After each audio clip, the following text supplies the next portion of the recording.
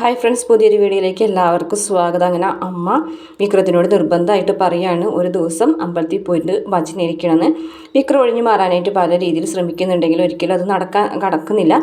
അവസാനം വിക്രം അതിന് സമ്മതിക്കുകയാണ് ഒരു ദിവസം അമ്പലത്തിൽ പോയി ഭജനയിരിക്കുക എന്നുള്ളത്. അങ്ങനെ വിക്രം അമ്പലത്തിൽ പോകാനായിട്ട് റെഡിയായി വരികയാണ് കേട്ടോ.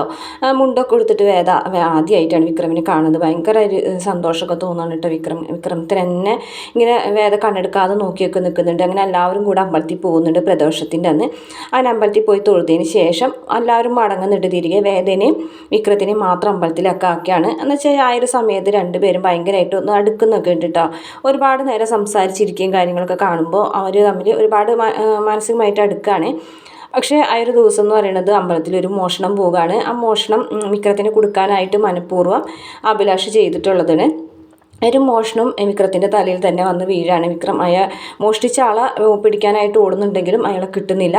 എന്തായാലും വിക്രത്തിൻ്റെ കള്ളനാക്കാണ്. അപ്പോൾ അമ്പലത്തിലുള്ളവർ പറയുകയും ചെയ്യുന്നുണ്ട്, ഗുണ്ടാപ്പണിയൊക്കെ നിർത്തി വിക്രം ഇപ്പോൾ മോഷ്ടിക്കാൻ ഇറങ്ങി തുടങ്ങിയോ എന്നൊക്കെ ചോദിക്കുകയാണ്. അപ്പോൾ വേദയ്ക്കാണെന്ന് ഒരുപാട് വിഷമമാണ്. കാരണം വിക്രത്തിന് ചെറിയൊരു പണി കൊടുക്കാമെന്ന് വിചാരിച്ചിട്ട് മാത്രമാണ് വേദ ഇങ്ങനെ ഈ ഒരു അമ്പലത്തിൽ കൊണ്ടുപോയിട്ട് ഭജനിരിക്കാമെന്നൊക്കെ വിചാരിച്ചത്.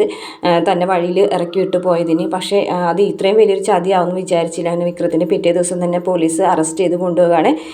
വിക്രത്തിനെ ഇറക്കാൻ വേണ്ടിയിട്ട് ശ്രീനിവാസൻ സാറിൻ്റെ അടുത്തേക്കൊക്കെ വേദ പോകുന്നുണ്ട്. എന്തായാലും വേദ വിക്രത്തിനെ അങ്ങനെ സ്റ്റേഷനിൽ ചെല്ലുകയും വേദ തന്നെ മുന്നിട്ട് അതിൻ്റെ ഇടയിൽ ഇടപെട്ട് കഴിഞ്ഞിട്ട് വിക്രത്തിനെ ഇറക്കുകയൊക്കെ ചെയ്യുന്നുണ്ട്. വീഡിയോ ഇഷ്ടപ്പെട്ടാണെങ്കിൽ മറക്കാതെ ചാനൽ ഒന്ന് സബ്സ്ക്രൈബ് ചെയ്ത് സപ്പോർട്ട് ചെയ്യണം കേട്ടോ.